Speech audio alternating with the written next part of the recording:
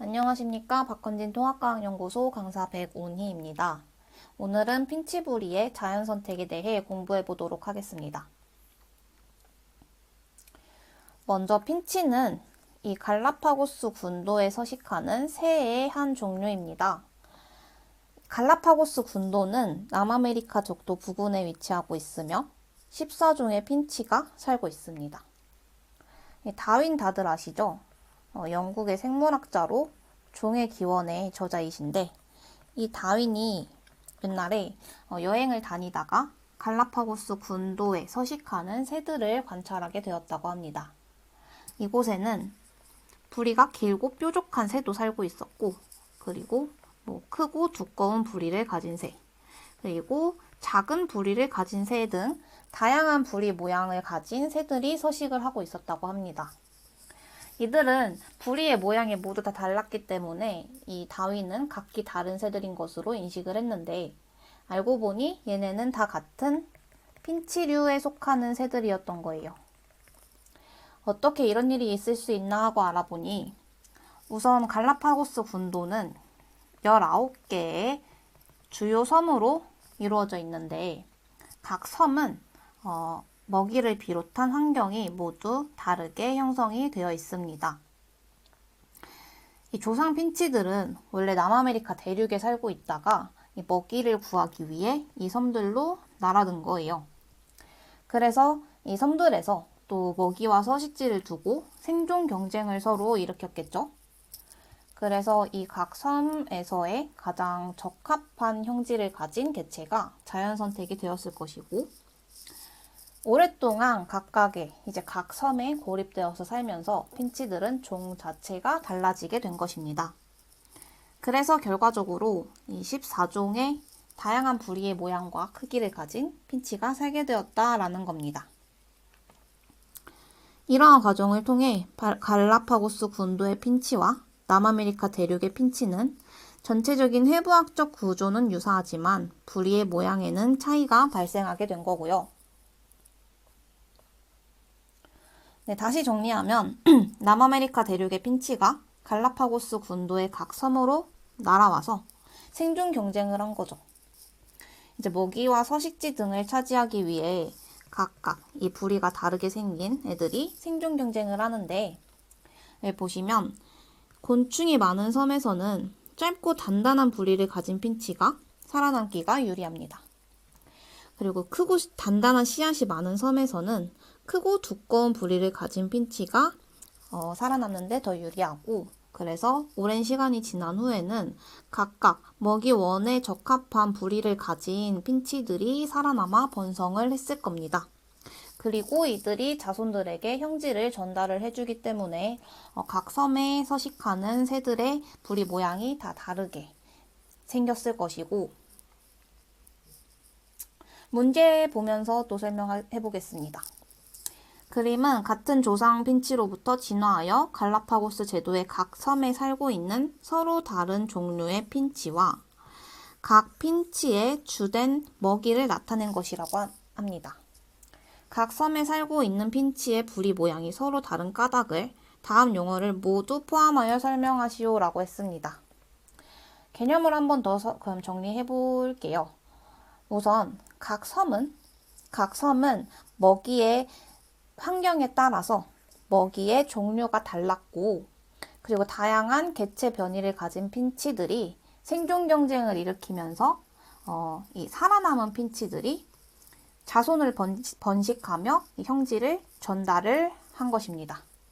그래서 이 각 섬에 살고 있는 핀치의 부리 모양이 모두 달라지게 되었다라고 봐주시면 되겠습니다. 다음 문제입니다.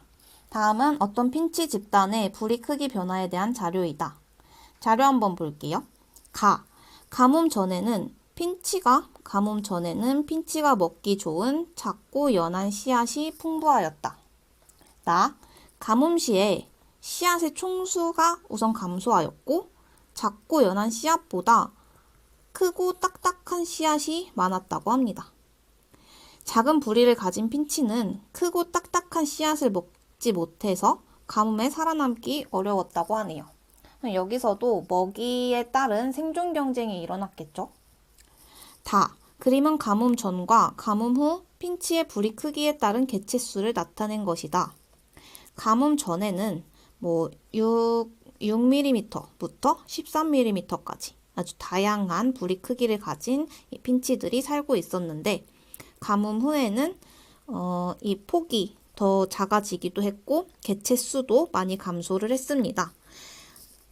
가뭄에 의해서 이 씨앗의 수가 우선 감소를 했기 때문에 먹이원이 줄어들어서 굶어 죽은 새들도 많았을 거고, 그리고 작고 연한 씨앗보다 딱딱한 씨앗이 많아졌다고 했는데, 이 딱딱한 씨앗을 먹기에 적합하지 않은 부리를 가진 새들은 또 먹지 못해 개체가 줄어들게 됐을 겁니다. 그래서 이 10에서 11 비교적 큰 부리 크기를 가지는 새들이 생존 경쟁에서 승리를 하여 남게 되었을 거고, 이제 선지를 한번 보겠습니다. 가뭄 전 부리의 변이는 없었다. 아니죠. 6부터 13까지 다양한 부리 크기를 가지는 핀치들이 살고 있었습니다. 나에서 먹이에 대한 경쟁이 있었다. 나에서 씨앗의 총수가 감소했죠. 우선 먹이원이 감소한 데다가 종류도 먹기 좋은 작고 연한 씨앗보다 크고 딱딱한 씨앗이 많아졌기 때문에 먹이에 대한 경쟁이 일어났을 겁니다. 그리고 가뭄 후 부리가 큰 핀치의 생존율이 높았다. 얘네들이 이제 생존 경쟁에서 살아남은 애들이겠죠. 네, 다음 문제 보겠습니다. 어떤 지역에 습지가 형성되기 전에는 중간 부리를 가진 핀치가 가장 많았다. 이 지역에 습지가 형성된 후 핀치의 부리 크기에 따른 개체수는 그림과 같다. 그림 보시면 작은 부리를 가진 핀치가 가장 많고요. 중간 부리를 가진 핀치는 거의 없어졌네요. 그리고 큰 부리를 가진 핀치가 적지만 살아남게 되었고, 습지가 형성되면 작고 연한 씨의 비율이 높아지고, 그리고 핀치는 부리가 작을수록 딱딱한 씨보다는 연한 씨를 더 잘 먹는다고 합니다. 그래서 습지가 형성이 되면 작고 연한 씨의 비율이 높아졌기 때문에 부리가 작은 핀치들이 먹기 좋은 연한 씨의 비율이 높아졌기 때문에 얘네들의 개체가 증가한 거겠네요. 그래서 이 지역에 습지가 형성되기 전과 후 핀치 개체수 변화를 자연 선택을 이용하여 서술하시오라고 했는데, 우선 습지가 생성되기 전에 비해 생성된 후에는 이런 작고 연한 씨앗을 맺는 식물이 많아졌을 겁니다. 그래서 부드러운 씨앗을 먹기에 유리한 개체가 자연 선택이 되었을 겁니다.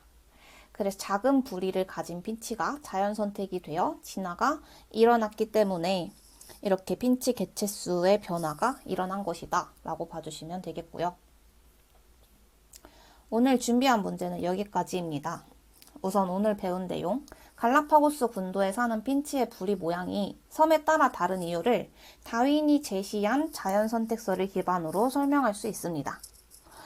변이에 따라 개체들이 환경에 적응할 수 있는 능력이 다 다르기 때문에 이 생존 경쟁에서 살아남은 개체가 자연 선택되어 자신의 형질을 자손에게 전달한다. 이 과정이 오랜 시간, 여러 세대 거듭되게 되면 기존의 종과 다른 새로운 종이 출현할 수 있다는 것을 꼭 기억해 주세요. 그럼 지금까지 박헌진 토학과학연구소의 백운희였습니다. 감사합니다.